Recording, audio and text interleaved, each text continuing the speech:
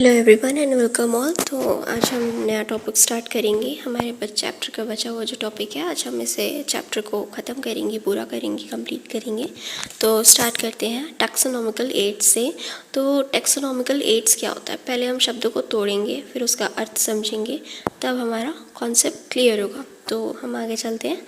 Taxonomical aids मतलब एक device या एक बोलते हैं ना, जैसे फर्स्ट एड्स। तो एड्स हमारा क्या हुआ, फर्स्ट एड बॉक्स जैसे बोलते हैं हम, वैसे ये भी एक एड है, एक ये टूल है जिससे हम क्या करेंगे, अलग अलग चीज़ों को समझेंगे या जानेंगे। तो टैक्सोनॉमी हम क्या पढ़े थे, टैक्सोनॉमी मीन्स किसी चीज़ का कैटेगराइजेशन या उसे क्लासीफाई करना, आइडेंटिफाई करना, उसमें सारी चीज़ें इंक्लूड हो रही थी।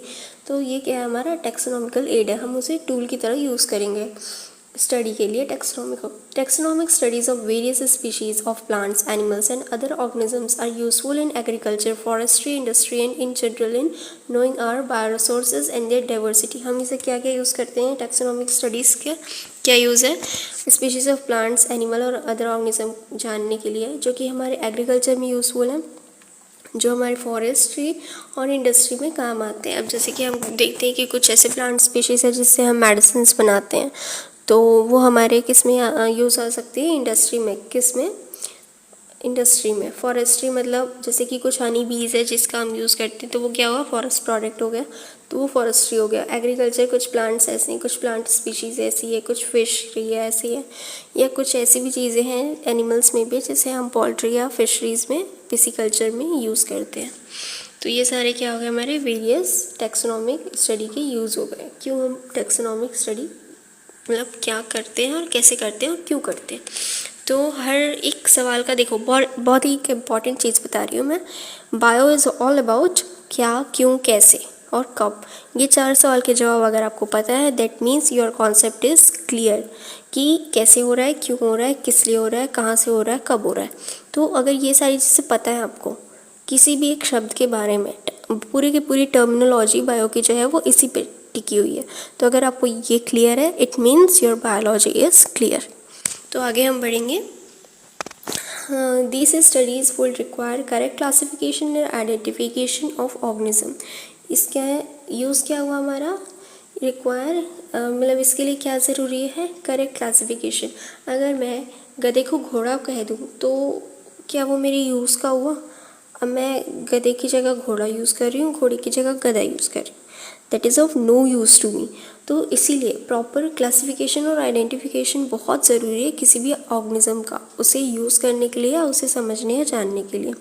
Identification of organisms require intensive laboratory and field studies. अब आइडेंटिफिकेशन के लिए में बहुत ज़्यादा ज़रूरी होता है क्या, इंटेंसिव लेबोरेटरी, मतलब लैब टेस्ट होते हैं बहुत सारे, बहुत ही डीपली हम उसे पढ़ते हैं, जानते हैं। फील्ड स्टडी मतलब जिस एरिया में वो पाए जाते हैं उस फील्ड की स्टडी करना, उस जगह की स्टडी करना या उस फील्ड में स्टडी करना। तो ये बहुत इंपॉर्टेंट है आइडेंटिफिकेशन के लिए।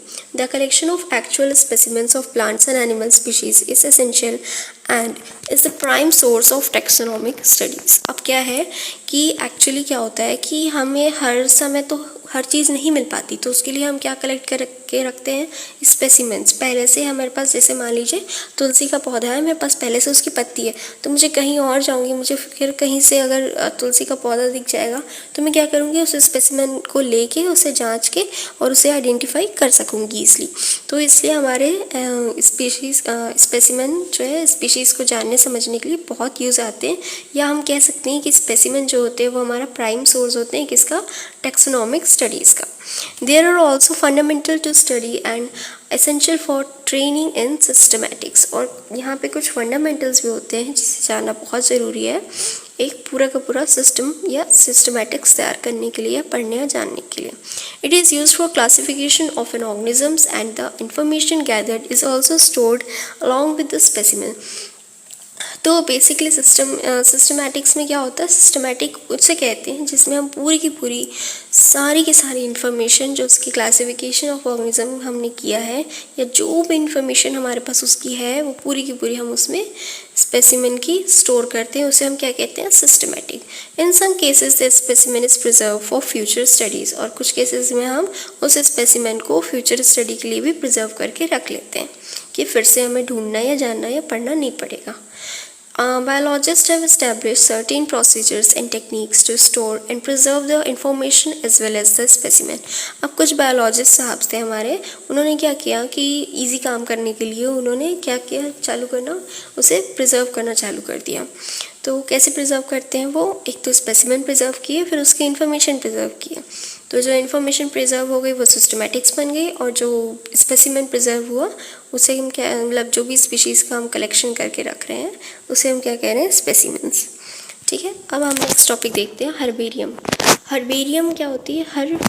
Herb means plant and barium, arium means a particular जिसमें हम स्टोर कर रहे हैं. स्टोरेज के लिए जो शब्द यूज़ होता है, जैसे एक्वेरियम. एक्वेरियम में हम वाटर स्टोर कर रहे हैं, इसलिए वो एक्वेरियम, एक्वा मीन्स वाटर. वैसे ये हर्ब स्टोर कर रहे हैं, इसलिए हम एक्वेरियम नहीं, इसे हम हर्बेरियम कह रहे हैं. Herbarium is a store house of collected plant specimens that are dried. तो इसमें सबसे खास बात क्या है, इसमें हम ड्राइड प्लांट्स को स्टोर कर रहे हैं. कैसे कर रहे हैं? जैसे हम पत्ती है, कोई भी, कुछ लोगों की आदत होती है, गर्लफ्रेंड ने बॉयफ्रेंड ने फूल दिया, उसे हम कॉपी के अंदर दबा लेते हैं. तो वो क्या हुआ, एक तरह से आपका स्टोर करना हो गया. हर्बेरियम की तरह आप कर रहे हैं काम, उसमें बिल्कुल भी वही प्रोसीजर है, कुछ अलग नहीं है. आप उसे ड्राई करते हैं, उसे प्रिजर्व करते हैं, स्टोर करते हैं प्रेस करके. किसमें? लेकिन आप कॉपी के अंदर करते हैं, इसमें हम शीट्स के अंदर करते हैं. Further these sheets are arrange, और उसे फिर हम क्या करते हैं, अरेंज कर देते हैं. ये कुछ स्पेसिमेन है, इस तरह से हम प्लांट्स को या उसके जो ड्राइड पार्ट्स होते हैं, स्पेसिमेन को इस तरह की शीट्स में हम प्रेस करके उसे ड्राई करके स्टोर कर देते हैं. According to universally accepted system of classification, these specimens along with their descriptions on herbarium sheets. सबसे इम्पॉर्टेंट पॉइंट है कि इसमें सिर्फ और सिर्फ क्या होता है, उसका क्या होता है, प्लांट्स का डिस्क्रिप्शन होता है. किसके बारे में? प्लांट्स के बारे में, जिसे हम स्टोर कर रहे होते हैं, जिसकी हम हर्बेरियम शीट बना रहे होते हैं. बिकम अ स्टोर हाउस और repository for future use. Future use के लिए हम इसे क्या कर देते हैं, स्टोर कर देते हैं. किसमें? हमारे हर्बेरियम शीट्स में. The herbarium sheets also carry A label. अब इसमें क्या क्या चीज़ें होती है, देखो हर्बेरियम में क्या क्या चीज़ें हुई, एक ड्राइड स्पेसिमेन हो गया प्लांट का, दूसरा क्या हुआ, वो प्रिजर्व्ड और प्रेस्ड होता है, तीसरा क्या हुआ, उसे हर्बेरियम शीट में रखते हैं, चौथा पॉइंट क्या हुआ, हम उसे क्या है, उसमें डिस्क्रिप्शन दिया होता है जो भी हम स्टोर कर रहे हैं उसके बारे में. पांचवा क्या हुआ, उसमें लेवल होता है. लेवल में क्या इन्फॉर्मेशन दी रहती है, डेट, प्लेस ऑफ कलेक्शन जो कि लिखी होती है इंग्लिश में. उसमें लोकल और बॉटनिकल नेम्स भी दिए होते हैं, फैमिली और उसके कलेक्ट करने वाले का नाम, etcetera. Herbarium also serve as quick referral system in taxonomical study. अब जल्दी से कोई चीज़ ढूंढना हो तो हम क्या खोल लेते हैं, हर्बेरियम. इसके रेफरेंस के थ्रू हम क्या ढूंढ लेते हैं, जो भी चीज़ हमें पढ़नी होती है टेक्सोनॉमिकल स्टडीज़ में यूज़ होता है. नेक्स्ट हमारा है बॉटनिकल गार्डन्स. तो बॉटनिकल गार्डन्स क्या होते हैं, जहाँ पे यहाँ तो हम ड्राई करके प्रिजर्व कर रहे हैं, बट यहाँ हम क्या कर रहे हैं, जीवित पौधा लगा के हम उसे नेमिंग लेबलिंग करते हैं. तो जैसे आगे देखते हैं हम, this specialised gardens have collection of living plants for reference. हम पढ़ने के लिए हमें इसमें जीवित पौधा या पेड़ लगा दिया. In these gardens are grown for identification purpose and each plant is labeled indicating its botanical scientific name and its family. इसमें सिर्फ तीन चीज़ें होती हैं. क्या क्या होती हैं, हमारे लेबल होता है जो कि क्या दर्शा रहा होता है, उसका साइंटिफिक या बॉटनिकल नेम और उसकी फैमिली. अब यहाँ पे कुछ नाम दिए गए होते हैं और इसका पर्पस क्या होता है, हमारा बॉटनिकल गार्डन्स का आइडेंटिफिकेशन के लिए. ठीक, तो इसका हमारा कुछ यहाँ पे फेमस बॉटनिकल गार्डन्स के नाम दिए हुए हैं हमारे एनसीईआरटी में, जो कि है क्यू में, एक है इंग्लैंड जो कि बॉटनिकल गार्डन है वहाँ पे, और है इंडियन बॉटनिकल गार्डन हावड़ा में, और नेशनल बॉटनिकल रिसर्च इंस्टीट्यूट है लखनऊ में. रिसर्च इंस्टीट्यूट लखनऊ और बॉटनिकल गार्डन इंडिया जो है वो कहाँ है, हावड़ा. तो ये दो पॉइंट्स याद रखिएगा.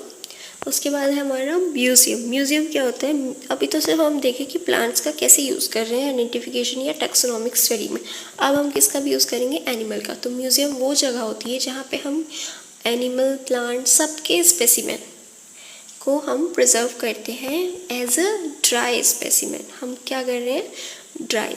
अब हम कीड़े पकड़ रहे हैं, मकोड़े पकड़ रहे हैं, चींटी पकड़ रहे हैं, मकड़ी पकड़ रहे हैं, डायनासोर की हड्डी ढूंढ रहे हैं।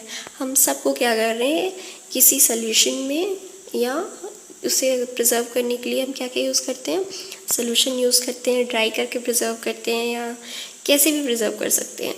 तो बेसिकली कोई तरीका होता है। जैसे हम इंसेक्ट पकड़ रहे हैं तो उसे जार में ना रख के हमने किस में रख दिया, इंसेक्ट बॉक्स में रख दिया। कैसे कर रहे हैं हम, उसका प्रिजर्व कैसे करते हैं, कलेक्ट करते हैं, उसे मारते हैं, उसके बाद उसको बेचारे को पिन लगा के फंसा देते हैं। तो इस तरह से हम क्या कर रहे हैं, इंसेक्ट बॉक्स में उसको प्रिजर्व कर रहे हैं। Larger animals like birds and mammals are usually stuffed and preserved. अब इसे किस तरह से हम उसे सुखा के उसे प्रॉपर ड्राई करके हम क्या कर रहे हैं, लार्ज एनिमल जो बड़े जानवर होते हैं जैसे कोई पक्षी हो गया, कोई मैमल्स हो गए, तो उन्हें हम उस तरह से प्रिजर्व करते हैं। Museum often have collections of skeleton of animal too. अब जैसे कि मैंने बताया कि कुछ म्यूजियम ऐसे भी होते हैं जहाँ पे स्केलेटन भी प्रिजर्व किए जाते हैं एनिमल्स के। जैसे कि मैंने अभी एग्जाम्पल दिया आपको डायनासोर का। तो हमारे कुछ म्यूजियम्स ऐसे भी हैं देश में या दुनिया में जहाँ पे हम डायनासोर की हड्डियों को भी प्रिजर्व करके रखें। अब आते हैं हम नेक्स्ट ज़ूलॉजिकल पार्क। तो ज़ूलॉजिकल पार्क क्या होते हैं, These are the places where wild animals are kept in protected environments under human care and which enables us to learn about their food habits and behavior. All animals in a zoo are provided as far as possible the conditions similar to their natural habitats. Children love visiting these parks commonly called zoos. तो zoological park वो होते हैं जहाँ पे हम basically human care के अंदर, एक मानव संरक्षण के अंदर हम क्या कर रहे हैं, उन्हें उनका एनवायरनमेंट प्रोवाइड करते हैं।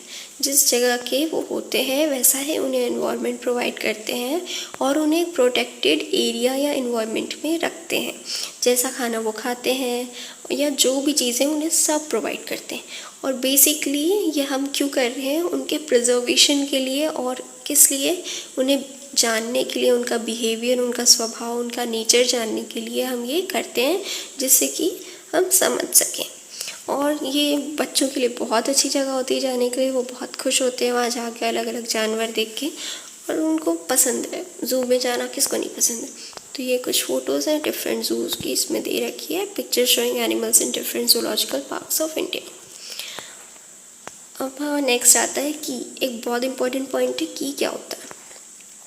तो key is another taxonomical aid used for identification of plants and animals based on the similarities and dissimilarities.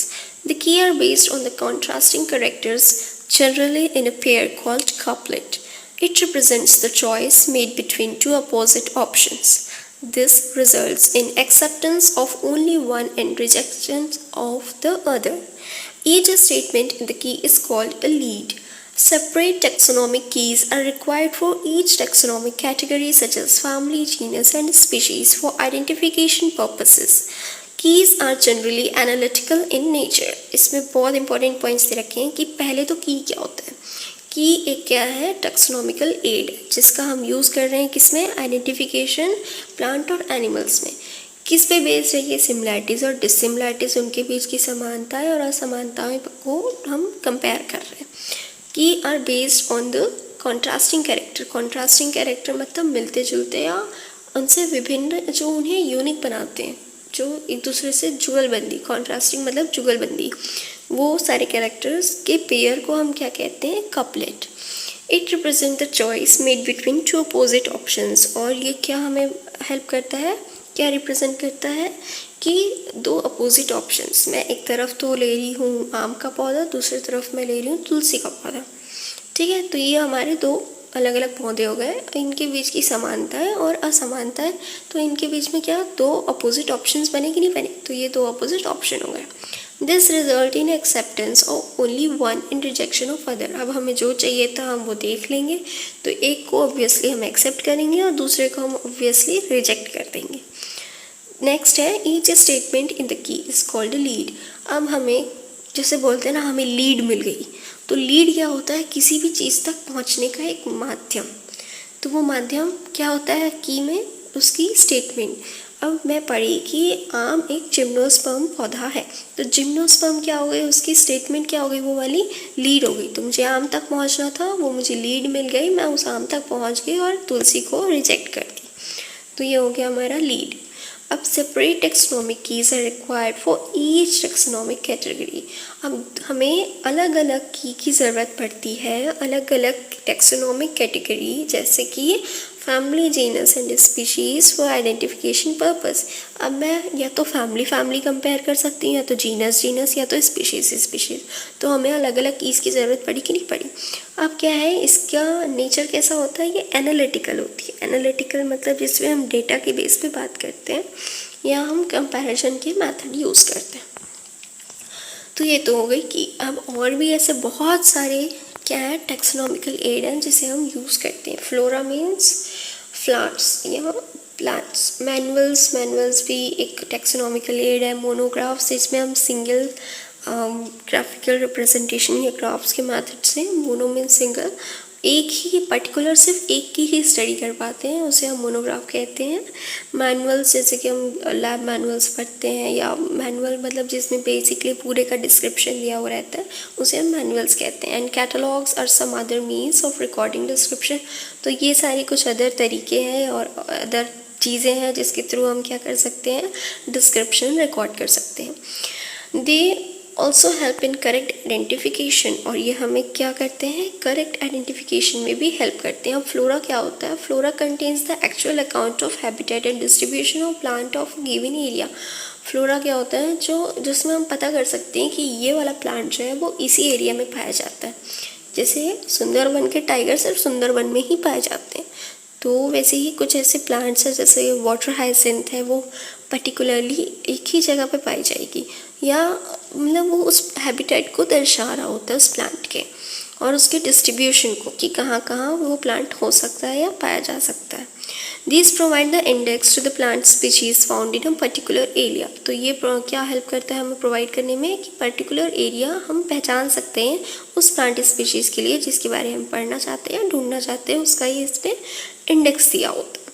Manuals are useful in providing information for identification of names and species found in an area।